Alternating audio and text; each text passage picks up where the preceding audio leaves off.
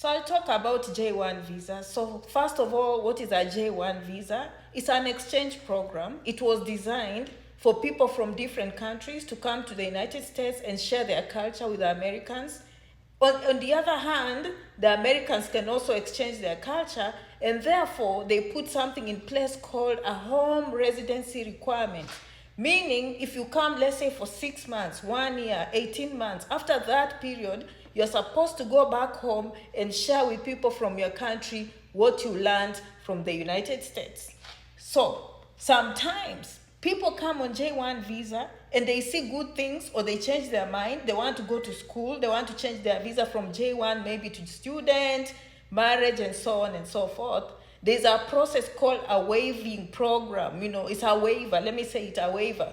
Okay, lawyers can help you to remove the waiver, to request the State Department to remove that home residency requirement so that you can now enjoy other immigration benefits. But if the waiver is not removed, you are supposed to go back home, and you cannot ask any other immigration benefits.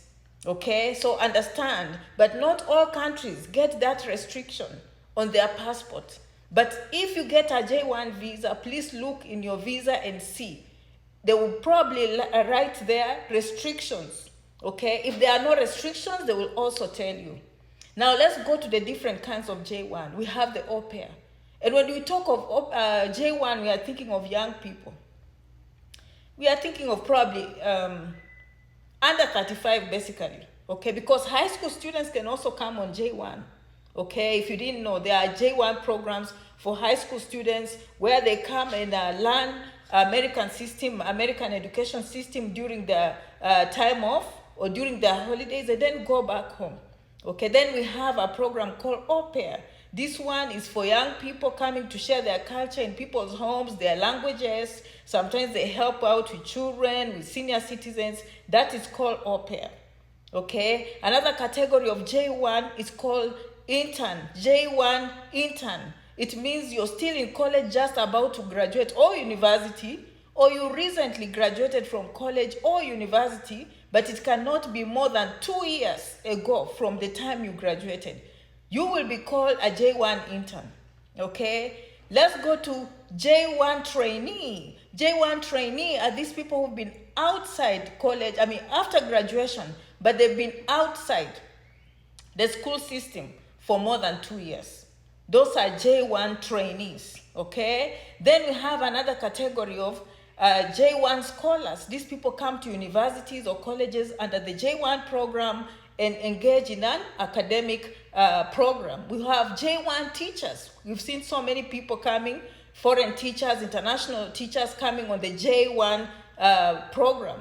Okay, then we have camp counselors. Again, camp counselors are young people who can come during the winter, during the summer, and assist with summer activities, assist with the, what we call them, winter activities in resorts, or think of any places that people have fun during the summer or during the winter seasons.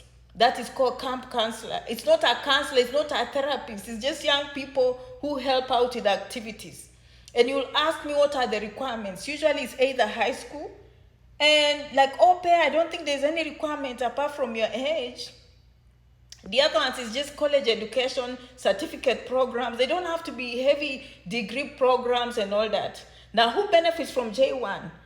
Let's say it's au pair. There's no specific profession, but having some home care experience probably might help. You understand? So it just depends with the sponsor and what they are looking for. But mostly people come on hospitality, people that serve food, people that do bartending, okay, people that change linens, front desk, people that have done hotel management, chefs and all that. And also agriculture, students in agriculture, all professions in agriculture, whether it's machinery, whether it's economics, agricultural economics, okay, livestock, we are talking of dairy, we are talking of beekeeping, turf, we are talking of horticulture and so on and so forth. So J1 is very, very wide, okay? And then we have J1 professors and so on and so forth. So those are some of the categories. But remember, we are looking at young people. Now, if you have a spouse, they can also request to come on J2. So J2 is the spouse of J1, but most sponsors prefer bringing young people who are single because they have to give them housing, transportation, and food. So if you want to know how J1 works, yes, it's a job. Once you come, you'll be on that job sponsored, and they'll give you food and accommodation. So those are some of the benefits of J1, and you will work. If your spouse comes on J2, they're allowed to apply for a work permit. You ask me, is it free of charge? Some sponsors will sponsor you, and then when you come here, they'll be charging you every paycheck. But some, you have to put some money up front, okay? The less time you have, the less expensive.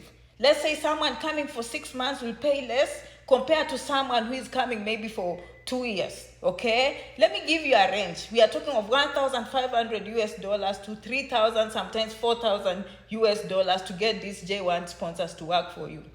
J1 sponsors have to be registered with the US State Department because employers can have jobs, but they have no idea how immigration works. And therefore, the sponsor is the one who will help you to get a document called DS 2019, and that is what you go and fill in DS 160 and take to the embassy. I mean, this is just too much. I hope I'm giving you an idea of how these things work.